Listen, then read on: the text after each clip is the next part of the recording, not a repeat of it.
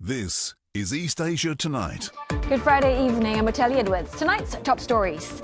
A setback for the US-Iran peace deal. Key talks in Switzerland have been postponed at the last minute, with Iran reportedly refusing to send negotiators as Israeli strikes in Lebanon continue.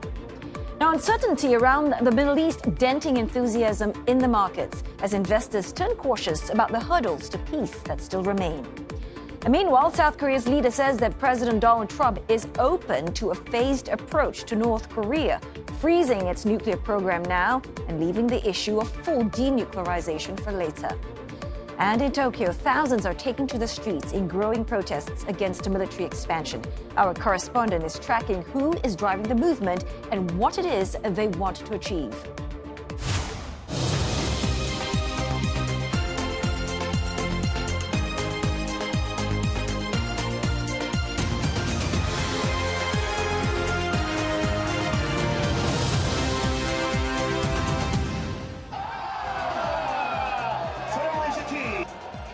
Also tonight, South Korea is handed its first defeat at the FIFA World Cup, going down to Mexico. But fans in Seoul keeping the dream alive that their team might still advance beyond the group stage. Plus, we delve into the lucrative world of group live streaming in China. Fame and fortune drawing in more people. But what does it take to survive this cutthroat competition?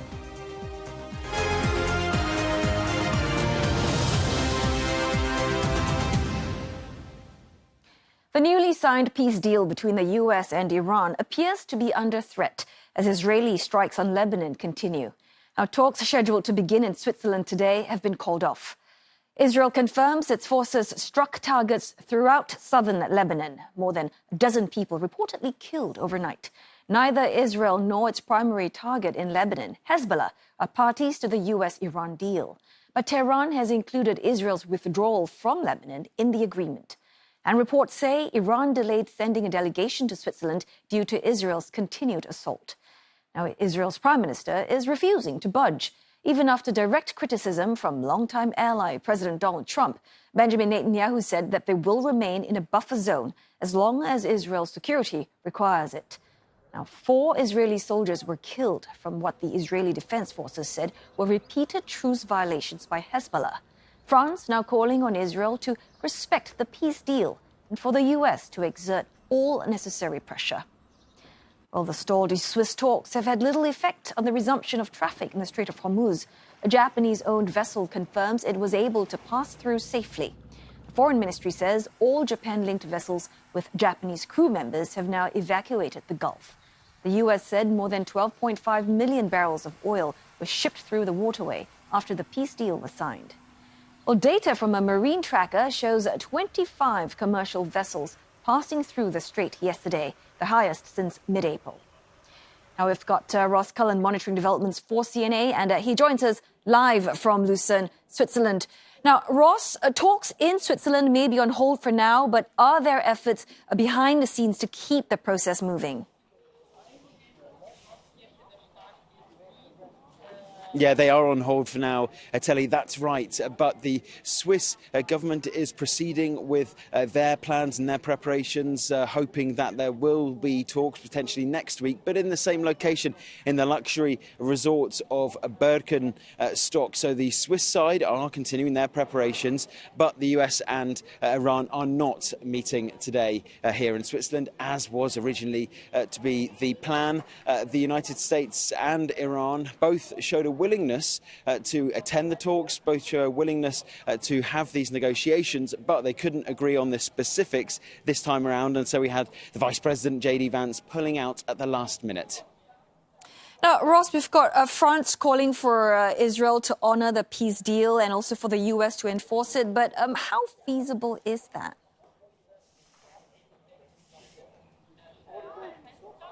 Well, Ateli, if you look at the wording of the Memorandum of Understanding between Washington and Tehran, it does include Lebanon, a cessation of hostilities, but Israel has regularly diverged from the US position overall when it comes to the conflict in the Middle East, saying it still has ambitions, it wants to carry out war aims of eliminating Hezbollah. It still holds a lot of territory inside Lebanon, and that is something that particularly for France is unacceptable, saying that Lebanon's territorial integrity must be respected. But a minister from Benjamin Netanyahu's government today saying that Lebanon must burn. So a hardening of position inside Lebanon, inside Israel, working inside Lebanon. They don't show a willingness at the moment, it seems, to withdraw from that territory. They don't show a willingness at the moment to pause their strikes on Hezbollah. So I can imagine, if you go by the words of J.D. Vance and Donald Trump, there could be another phone call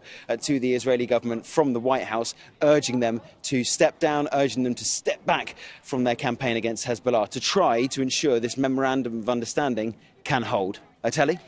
Well, thanks for that update on the US-Iran deal. Ross Cullen reporting for CNA from Lucerne, Switzerland. South Korea's leader says that President Trump is keen to focus on tackling North Korea's nuclear program now that the US and Iran have sort of reached a framework deal. Well, Lee Jae-myung was speaking after his trip to Europe, where he met Mr. Trump on the sidelines of the G7 summit. Mr. Lee says that the US leader agreed to consider his proposal to stop Pyongyang from producing more nuclear material in the short term and leave complete denuclearization till later. Mr. Lee says that he told Mr. Trump that sanctions against the North are ineffective, especially after Pyongyang's cooperation with Moscow in the Ukraine war. Now, just yesterday, Kim Yo-jong, the sister of North Korean leader Kim Jong-un, condemned a G7 call for the country's denuclearization as a violation of its sovereignty. Ms. Kim says that having nuclear weapons is North Korea's core interest and something that is irreversible. Thousands of demonstrators are rallying outside Japan's parliament in Tokyo to protest efforts by the government to revise the pacifist constitution. It comes as the lower house clears a bill that will ease the procedures for constitutional amendments. Prime Minister Sanae Takaichi is pushing to change Article 9, which renounces war by explicitly recognizing the self-defense forces and allowing Japan to engage in collective self-defense. Now, for the very latest, we are joined now by CNA senior correspondent Michio Ishida reporting to us live from Tokyo. Now, Michio, you are there on the ground with the protesters, I believe, or at least where the protest is happening. Tell us what they're worried about and what it is that they're hoping to achieve with these demonstrations. Yeah, protesters here are saying that they're against war and they want Prime Minister Sanae Takaichi to resign. They're against the number of laws and policies that the Takaichi government has pushed through since she took office. And some people who I've been talking to told me that many of the policies were not approved by the public or that she mentioned during the February lower house election. And so they don't think that her policy pushed through should be justified. Some of them will be the revision of the Constitution. Today, actually, in the lower house of Parliament, the Takaichi government has pushed through the revision of the national referendum. In order to pass or to revise the Constitution, 2/3 majority approval is needed in both houses of Parliament. Then the revision will be taken to a national referendum, and the majority of the public must support. And this, protesters think, is likely to happen anytime soon unless they raise their voices. Now, deliberation over Article 9 is believed to be currently taking place, and this is the key to Japan's pacifist constitution. So the people here are very, very concerned, and there are probably more than 10,000 assembling. And I'm hearing that the protests are also live streamed, so people around Japan or even around the world can watch live. Michio, walk us through what is the sentiment on the ground? I mean, how do people feel about revising the post-war constitution? Well, actually, I've been looking at media polls, and they're divided. For instance, major daily Asahi Shimbun, it's conducted polls during the months of March and April, and it suggested that 63% of the public are against the revision of the Constitution, or 7 points up from a year ago. However, Yomiuri Shimbun suggests differently, that 57% support a revision of the Constitution, and NHK poll suggests that 28% are for, while 38% suggest neither. I'm sorry, it was 38% support. 38% do not know which to side for. Now, this discrepancy is very interesting, and I talked to a sociologist, Ms. Kyoko Tominaga, and this is what she told me. 大多数の人たちは政治に対して声を上げるっていうことが何かちょっとまだその関心はあるけどちょっと抵抗があるであるとか、あるいはまあ社会においてその一般というか職場とか地域で政治の話をしないっていうのはある種まだまだスタンダードな振る舞いであるので。Right. Many thanks for that update. CNA senior correspondent Michio Ishida was reporting to us live from Tokyo. Now, we are off for a quick break now, but when we return, we've got business updates with Olivia Marzuki. And Liv, I want to ask you about a major European chip equipment maker. Apparently, they're pushing back against the China export control claim. So can you tell us more about that? That's right, Oteli. So Dutch chip equipment maker ASML Holding has denied breaching export controls after concerns that one of its most advanced tools may be in China. The company said it did not ship its top machine to China in violation of U.S. export curbs. Plus, a Chinese autonomous driving startup is given the green light for a listing in Hong Kong.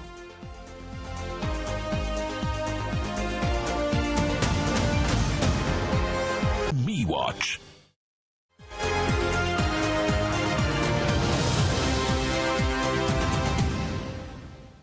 Welcome back to East Asia Tonight. Time to get you up to speed in business. ASML Holding, one of the world's largest suppliers of chip-making equipment, has denied allegations that it breached export controls concerning China. The Dutch firm's statement followed a report that Washington raised concerns that one of its top-of-the-line chip-making tools may be in China. U.S. Commerce Secretary Howard Lutnick said to have made those suggestions about the company's extreme ultraviolet lithography or EUV machines in a series of meetings with senior ASML executives. The device's alleged presence in China could be in violation of U.S.-led export restrictions. The Dutch chipmaker explained that the EUV machines are made in limited quantity and require constant maintenance from its employees.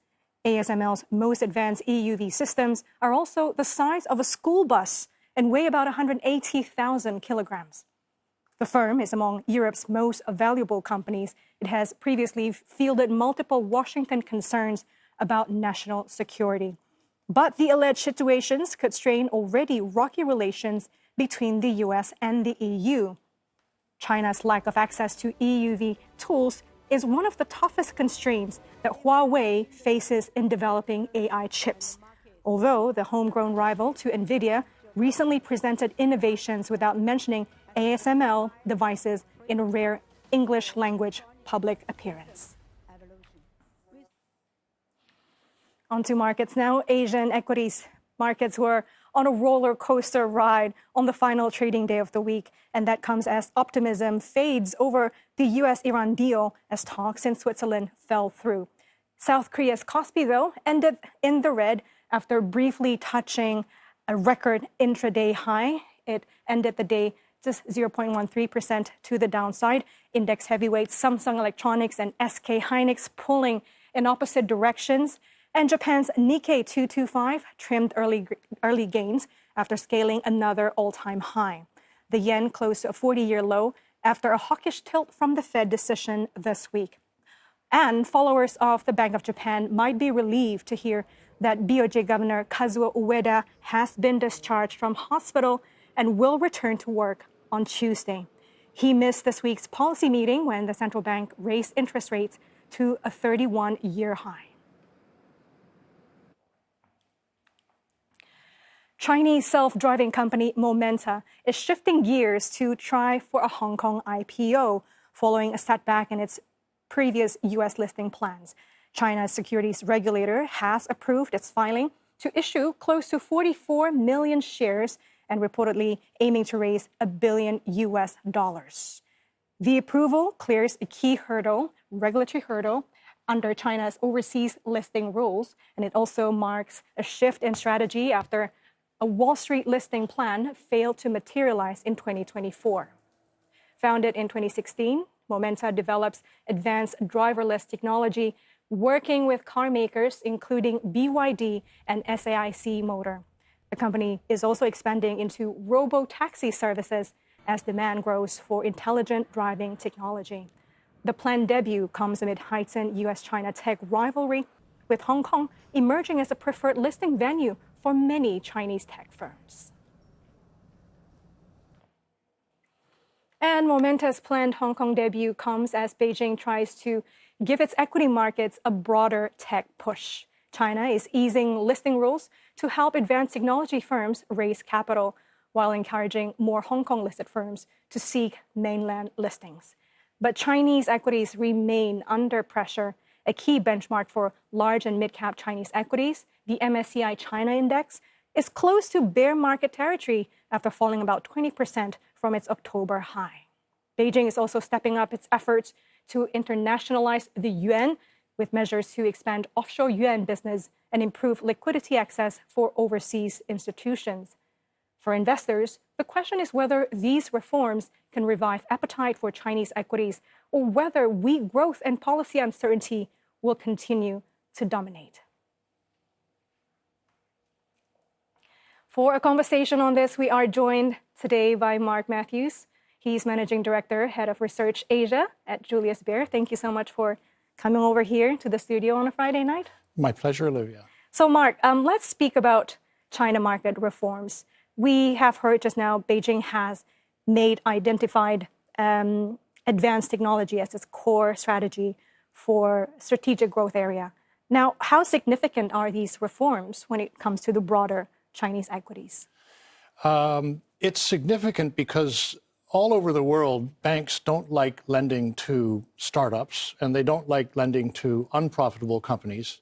But in China, even more so. In fact, the private sector in general struggles to get loans from banks. Banks prefer to lend to the public sector where they think there's a bigger chance they'll get their money back. So I think the government has correctly identified that the equity market is a good place for these companies to raise money. And it can see that the indices in China that reflect new economy, be it the Chinex index or the Star 50 index, are up about 30 to 40% so far this year. So naturally, they can see there is an appetite to provide these kind of companies with money. The problem is that it's getting a little too frothy. And so, for example, you may not know that the largest company in the CSI 300 index is no longer CATL, the big battery company. It's now a company called Zhongji Innolite. I have to be honest, I didn't hear about it. I didn't know about it until recently. They make optical equipment, but it's up 150 odd % so far this year. So they're trying to tamper down the enthusiasm a little bit. But at the same time, I think they do want to welcome new companies on the mainland exchanges. It is a very interesting mixed picture that we're seeing here. So Chinex and Star 50, they are new technology companies. And then we're seeing a shift, from the big old tech names. So we're seeing MSCI China Index close to bear territory. Are you saying that this is a continued trend of money outflowing from that old technology players? Yeah, it is. In America, too, the Mag 7 are down so far this year. They're not down that much, but they are down. And it's the same logic. It's everybody wants to go into AI hardware, which is in these places like South Korea and Japan and Taiwan. Or they want to be in the advanced technology, the up-and-coming technology in mainland China, in those two indices that we just talked about in Shanghai and Shenzhen. So companies like Tencent and Alibaba and Meituan and Pinduoduo, which, by the way, I think it's quite unfair to call them old technology because they're doing very innovative, interesting things. But people think they're already very big, so they're how much more established. can established, and so people want to be in these high growth, up and coming ones instead. All right. So you mentioned something about the U.S. We know that the U.S.-China rivalry has made it difficult for Chinese tech names to list on Wall Street. Yeah. Do you think this is accelerating Beijing's push to bring the money home and build domestic funding channels, keep the listings closer to home? I absolutely think so. And dare I go a step further, that I understand where they're coming from, because if Chinese investors were buying up all of these American AI companies, let's face it, who gets artificial general intelligence first? And subsequently, I think in a matter of weeks or months, superintelligence. That is the new superpower. And so why allow their own citizens to invest in, to fund the American companies that are all working to AGI? They don't say it out loud, these companies like Google or OpenAI or Anthropic or Microsoft. But the holy grail for all of them is to get artificial general intelligence which is as smart as people, and shortly thereafter will be smarter than people. So I understand why naturally China would want its own people to fund its own research and development in that area. All right, so there's no doubt about the high growth areas in China and these tech names. You mentioned that some of them, the high-flying tech names, have actually downplayed the risk and the exposure to AI and innovation and revenue. Do you see any concern over excessive AI speculation? You mentioned about frothy valuations. It's all over the place, isn't it? So what you're referring to this week is a whole bunch of companies, it was only 2 days ago, came out at the same time and said, we just want to let you know that artificial intelligence is not a really big part of our revenues. I don't remember what the numbers were, but they were all below 10%.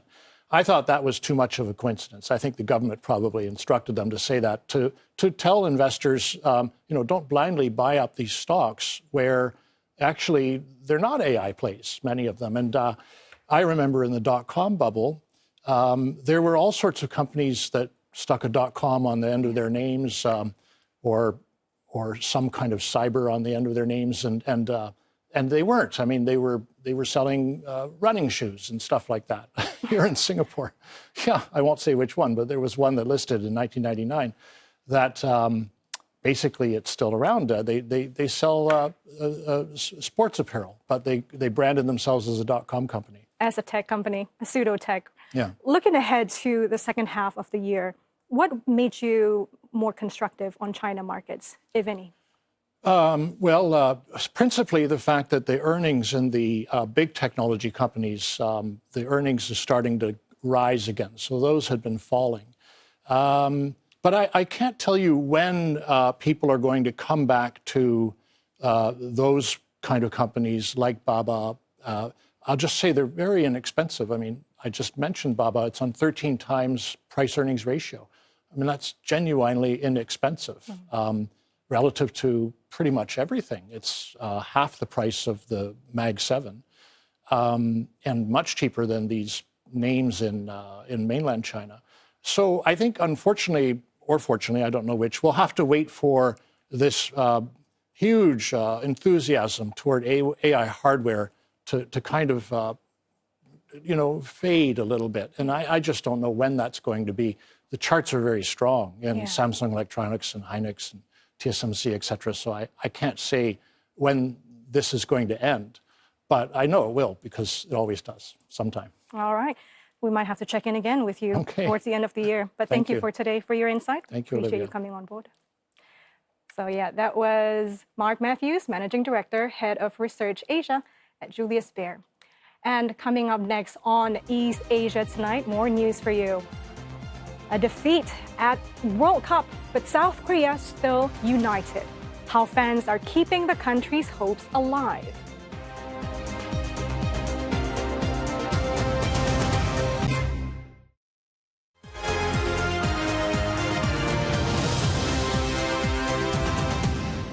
You're watching East Asia Tonight, and here are the headlines we're following.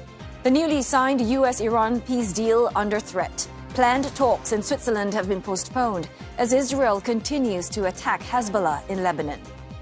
And South Korea says that President Trump is open to a step-by-step approach to tackle North Korea's nuclear threat.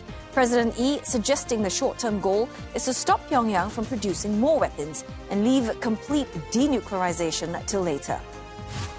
A growing anti-war movement takes to the streets of Tokyo. Large crowds rally outside Japan's parliament, protesting the government's plan to revise the pacifist constitution.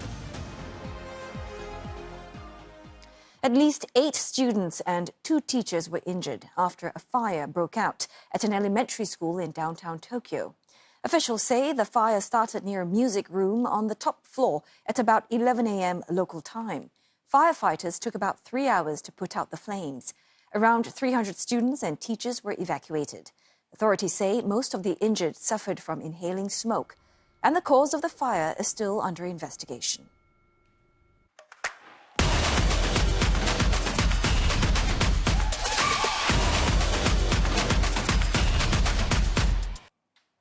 Mexico has dealt South Korea its first defeat of the tournament. But with hopes of reaching the knockout stage still alive, fans in Seoul packed public viewing events to cheer on the national team. Our senior Korea correspondent, Lim Yun-suk, has this report. In Seoul's financial district of Yeouido, office workers, students, and families gathered early on Friday morning to watch South Korea take on Mexico.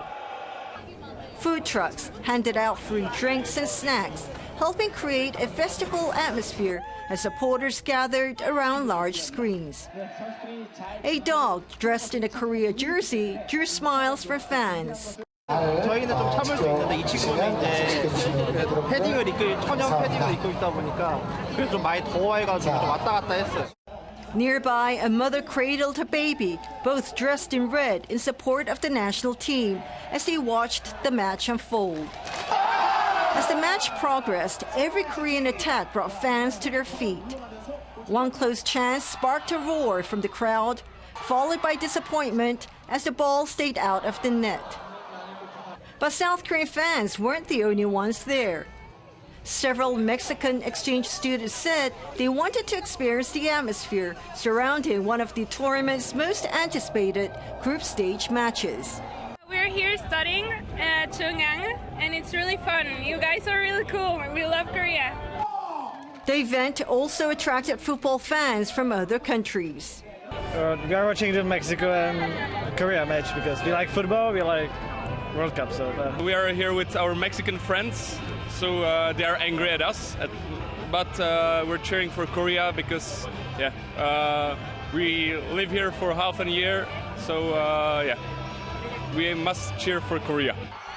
The mood changed when Mexico found the breakthrough to take the all-important lead. Fans watched in silence as the goal was confirmed, before many quickly turned their attention back to supporting their team. 여의도가 원래 조금 딱딱하고 좀 사무적인 동네인데 축제 분위기가 되다 보니까 너무 밝고 평소에 느끼지 못한 감정들을 많이 느낄 수 있어서 저 또한 많이 행복합니다. 푸드 트럭하고 여러 가지 사은품들은 저희가 다 무료로 제공하고 있습니다. Though South Korea lost this match, many fans say they will be back next week on Thursday for the next game. 이제 또 와서 또 응원하면서 이제 이겨라 이겨라 하면서 봐야죠. 좀 경기가 이겼으면 좋았을 텐데 져서 좀 아쉽긴 하지만 그래도 이렇게 다 같이 우리나라 한 마음으로 응원했던 게 정말 또 특별한 추억인 것 같습니다. 마지막 경기는 이겨가지고 32강 꼭 진출하리라고 믿습니다. Mexico has handed South Korea its first defeat of this tournament. But with one group match still to play, the dream of reaching the knockout stage remains alive, ensuring this tension and the anticipation will continue for at least another week. Lim Yun-suk, CNA, Seoul. Now, China's biggest car makers are in Hong Kong, showing off their latest wheels, including a company that makes state limousines for President Xi Jinping. It's all part of a global push by Chinese automakers as demand for new cars slows on the mainland. CNA's Hong Kong bureau has the story. China's luxury car maker Hongqi is showing off the right-hand drive version of its electric SUV for the very first time at this Hong Kong Auto Show. It's also opening its first flagship store in the city next month. Hongqi is known for its limousines, including the state vehicle used by Chinese leader Xi Jinping. It's one of many Chinese auto brands driving into overseas markets, especially Southeast Asia. 我们新加坡的首家门店呢是在5月15号在新加坡进行了开业。那泰国呢，这个是昨天6月17号，我们在泰国进行了上市的发布，以及我们首家这个体验店的这样一个发布。今年是香港，我们后续7月份还会在印尼以及后面陆续的马来西亚等等市。 Hongqi's premium electric SUV is selling for just under $1 million Hong Kong dollars or $127,000 US. 因為我覺得如果電車啱啱出嘅，咁都要睇翻佢嗰個 performance 各樣啦。咁如果喺我哋心目中，如果90幾萬都唔係一個平嘅數目嚟㗎嘛，咁可以有好多車種可以考慮。即係而家中國汽車同歐洲嗰個產業已經係旗鼓相當㗎啦，所以即係作為大家國產車啦，我哋都好有信心嘅。即係如果你話。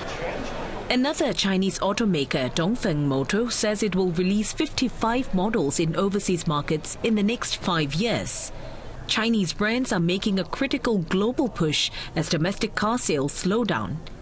Data from the China Passenger Car Association shows a year-on-year drop of more than 20% in May, an 8th consecutive month of decline. In contrast, passenger car exports for the same month jumped 73% compared to last year. Especially given the current drop of the geopolitical landscape, the rising oil prices, there is certainly demand for affordable, good quality Chinese new energy vehicles. And China offers that. And it's only a natural progression of an auto industry of these companies to be global. And obviously there's pressure at home to deliver vehicles outside of China as kind of a fallback.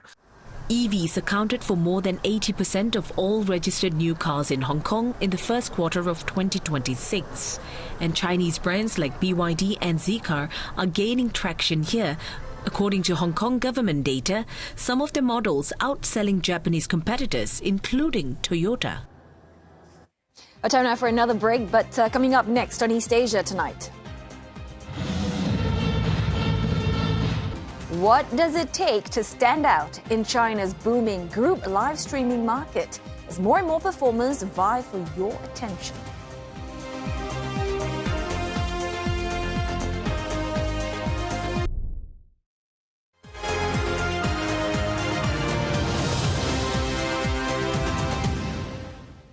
Group live streaming, or tuanbo, is one of the fastest growing online entertainment industries in China. But behind the scenes, performers and companies say the competition to stay visible and relevant is cutthroat. CNA's Melody Chun with the story.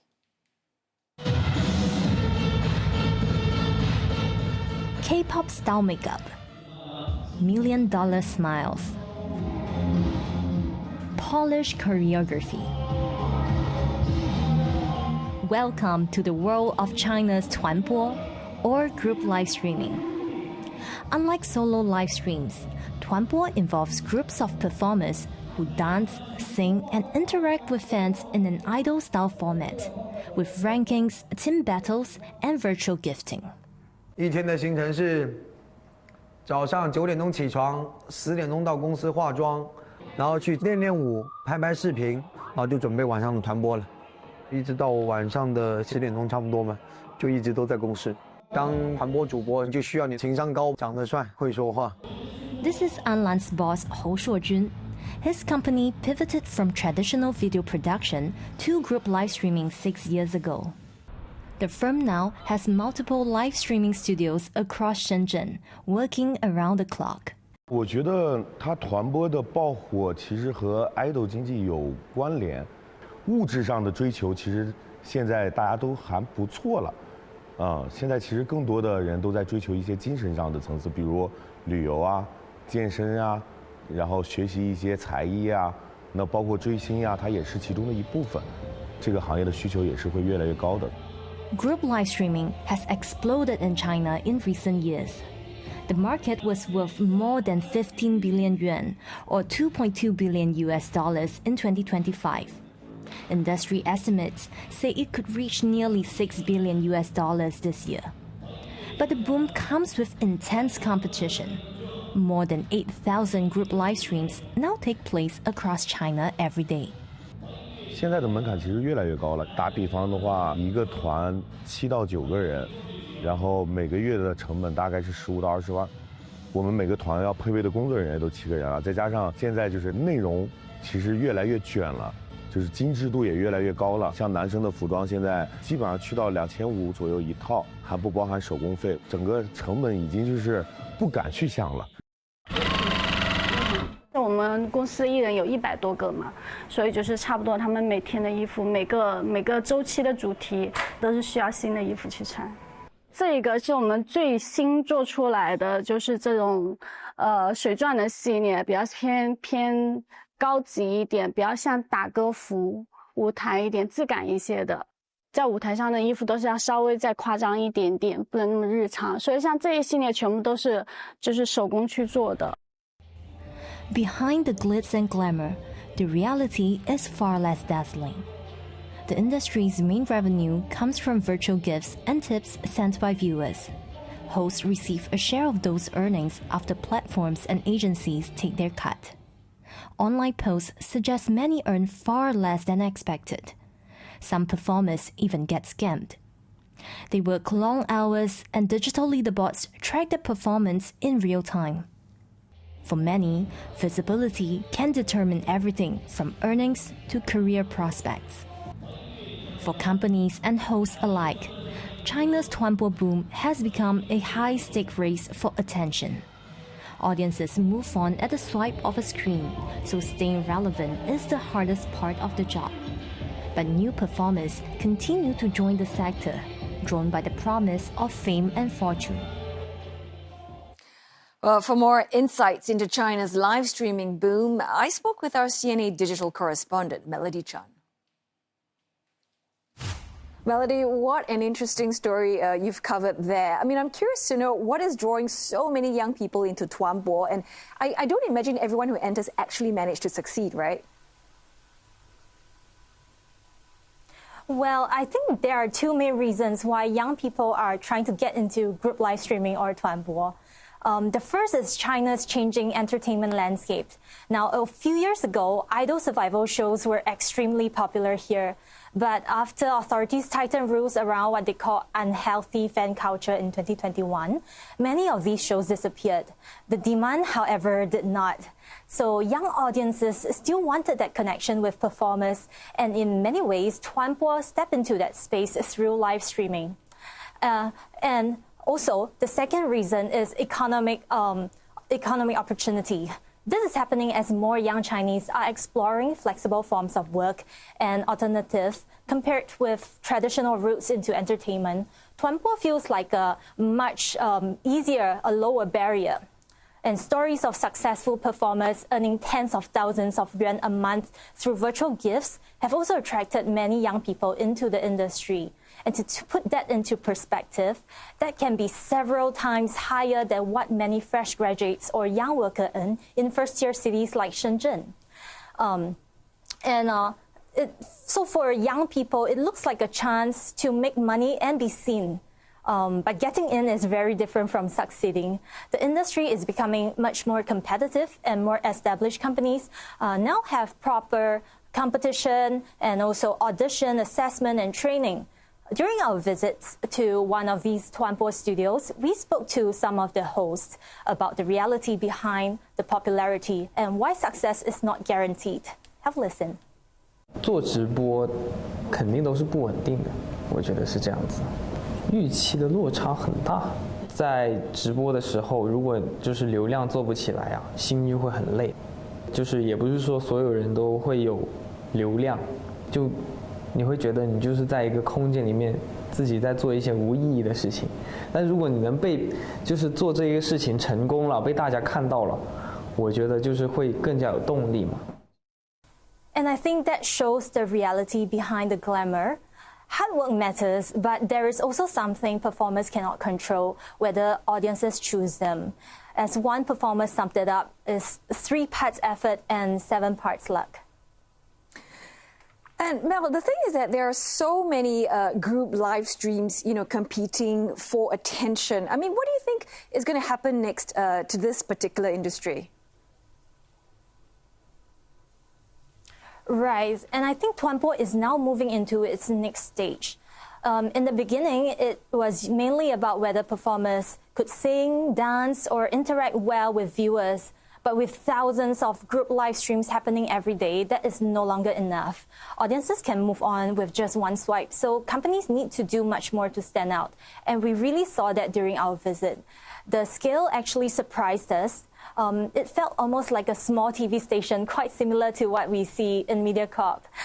There were different studios, training areas, camera teams, makeup teams, and even a wardrobe department creating customized outfits for different performances. So behind what looks like just a few performers dancing on screen, there is actually an entire business behind it. We spoke to the founder of the company we visited, and he explained how this model works. Have a listen. 目前我们的主要盈利板块就是用户的一个礼物消费，同步的话，我们还有一些广告商业的一些展示。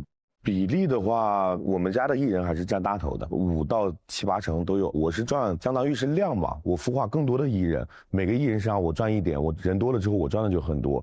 但是对于艺人来讲，就是营收这块的话，它确实是没有一个有效的参考对比的。但是我们家的话，平均收入可能在3到5万这个样子。So, Melody, China has acted against parts of idol culture before that, we know. In terms of this tuanbo industry, I mean, have there been any concerns that the authorities have raised? Yes, and I think there are two sides to this. On one hand, tuanbo has actually created new opportunities. It's not just the performers we see on the screen. Behind every group, there are camera operators, choreographers, stylists, makeup artists, and so on and so forth. So it has created a whole ecosystem of jobs. And some of the concerns around idol culture are actually appearing again. So one major concern is money.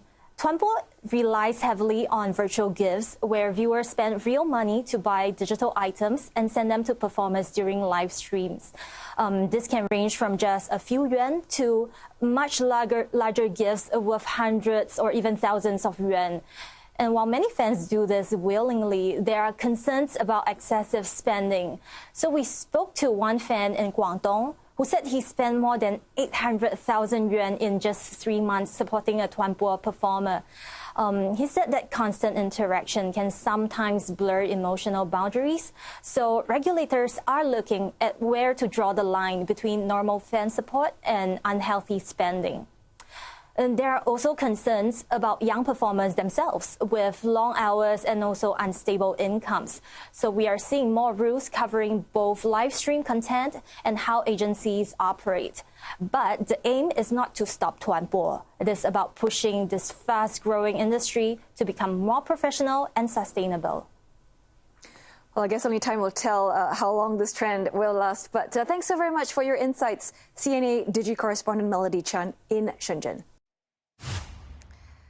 Well, it's dragon boat season in China, and competitors, spectators are all gathering for a 3-day event in the mainland, Hong Kong, and also in Taiwan.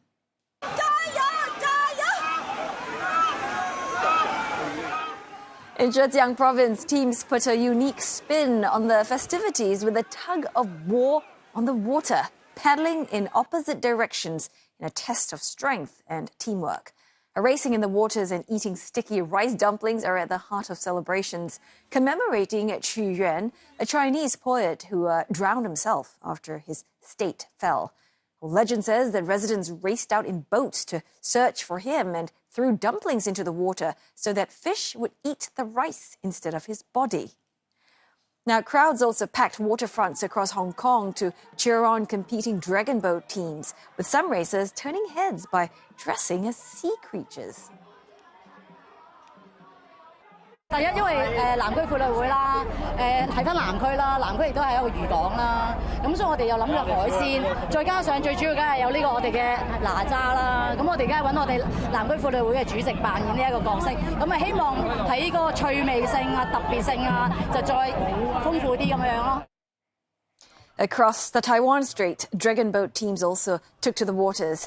Competitors say that the annual races are as much about community and tradition as they are about winning.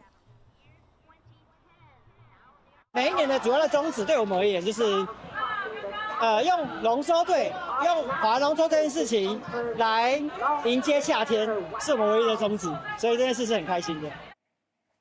The long weekend is expected to see a surge in travel across China. Authorities forecast about 2.2 million border crossings a day, while the national railway network is expected to handle about 83 million passenger trips. And even zoo animals got a taste of the festivities. How lucky. Our keepers at the zoo in Jiangsu province prepared specially made dumplings tailored to the tastes of the animals. And that's all I've got for you for Friday's edition of East Asia Tonight. Don't forget your headlines anytime at cna.asia. And for the latest on the FIFA World Cup, keep with Singapore's national media network, MediaCorp, and subscribe to stream the games live on MeWatch. And if you are watching this in Singapore, do stay on for highlights from the World Cup matches.